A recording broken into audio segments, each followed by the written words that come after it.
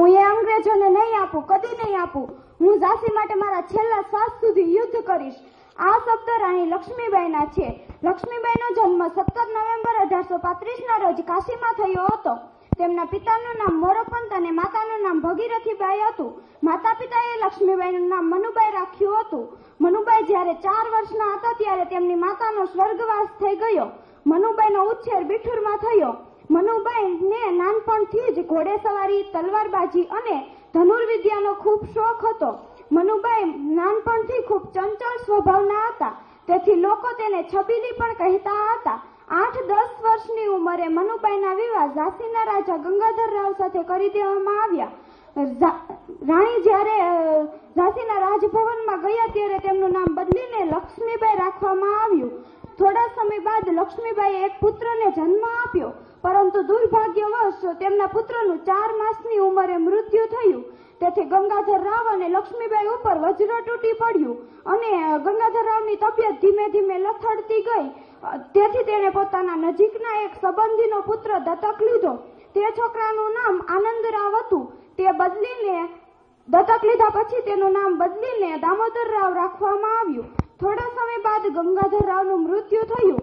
તેથી પતિ અને પુત્રના મૃત્યુ બાદ લક્ષ્મીબાઈનું હૃદય હચમચી ઉઠ્યું અને તેમણે છતાં તેઓ બુદ્ધિમાન, સાહસી અને વીર હતા. તેઓએ ધૈર્ય, ધારણા, ભગવાનની પ્રાર્થના અને પૂજામાં તેઓ પોતાનો સમય વિતાવવા લાગ્યા. ગંગાધરરાવના મૃત્યુ પછી અંગ્રેજ સરકારે રાણીને ખબર આપી કે દામોદરરાવને ગંગાધરરાવનો ઉત્તરાધિકાર માનવા સરકાર તૈયાર નથી અને ઝાંસીના રાજ્યને બિનવારસી ગણીને અંગ્રેજી રાજ્યમાં સમાવી લેવા ઈચ્છે છે.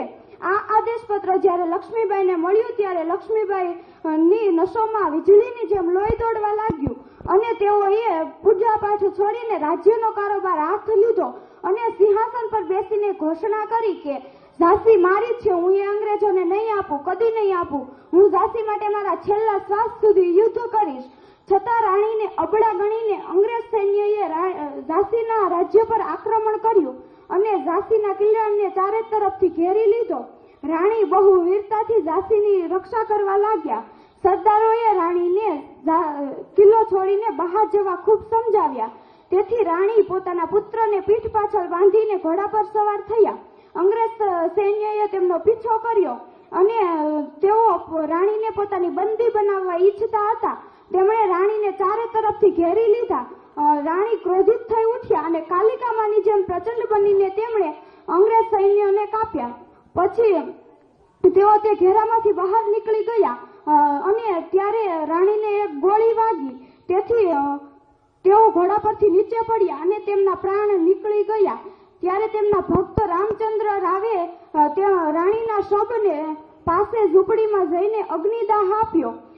અંગ્રેજ સરકાર હાથ ધોતા રહી ગયા. તેમને રાણીનું શબ તો શું, પણ રાણીના શબની રાખ પણ ન મળી.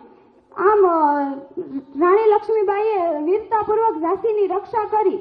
બુંદે લોહર બોલો કે મુંહ હમને સુની કહાની થી, ખૂબ લડી મરદાની વહ તો ઝાંસી વાલી રાની થી, ખૂબ લડી મરદાની વહ તો ઝાંસી વાલી રાની થી.